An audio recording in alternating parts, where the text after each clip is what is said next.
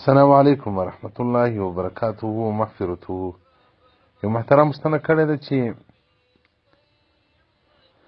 پر ډوډۍ باندې پکل دا د شریعت د نظره څخه څنګه دی؟ ته یو عرب دی انډیوال ما مستې بوی کړې ده وغورځولې دا حرام دی.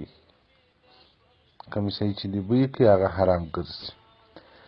محترمه بویول او د خوراکي شیانو پروا نه لري که سړي ته شک راولي چې دی نه چې زاړه دي. یو پکل د نفخ عبدالله بن عباس راته نه وایي رسول الله صلی الله علیه وسلم فرمایلی دي چې تاسې په لوښ کې مه پکوي. ابي سعید راته نه وایي رسول الله صلی الله علیه وسلم تاسې د څښلو په شیانو کې مه پکوي. په دې کې یو علت به دا هم وي چې ته په هغه شي کې پکې هغه کم څوک چې تا سره ملګری دی هغه ته به خوند نه کې واره نو مه کې پکه. او بل وایي هغه ګرم شی چې ته په پکېدن باندې په پکلو سړی برکت ویځي. نو دا معنا نه چې چای ګرمې چې پکې باره نو حرامې سولې. د عرب په پاکستان کې دومره ډېر شدت کوي په دا ډېر شدت کې بیت المقدس له لاسه ځینې ووتي. ګوره داسې په بادشاهانو کې دی دومره شدت کاوه چې حتی پښتانه خو یې ټول کافرانو مشرکین بلل. نن له بده مرغه د دوی له ډېره شدت سره بیت المقدس یو سپاري و اسرائیلو یهودو ته. نو دوی په هغه ظاهر د حدیث باندې ځي کاشکې تللي وای. په ظاهر د حدیث باندې کاشکې تللي وای.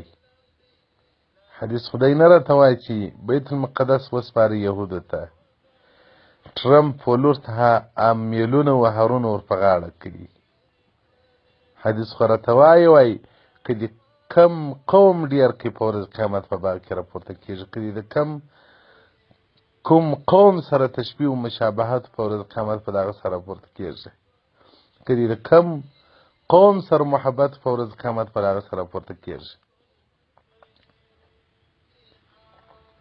دا خو ماته یو نفر وویل نه ټرمپ و د ټرمپ لور چې راغلی وه ول په دا سټورو په دا مولو په دا دوکانو په دې ځایو کې دا نور ملکو شي چا رانیویلی نه باره به له امریکن شیان غواړو او موږ دونه ګران په خرڅول ولوتل هم رانیولي هم.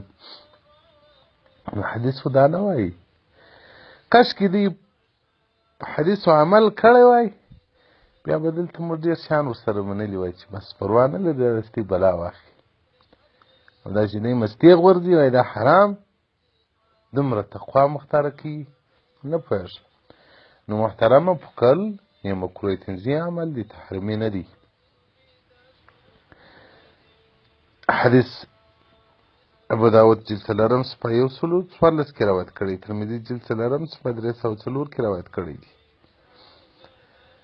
او دغه رنګه موسوعة الفقهیه صفحه نمبر 43 جلد نمبر 41 مبحث نفخه. والسلام علیکم ورحمة الله وبرکاته.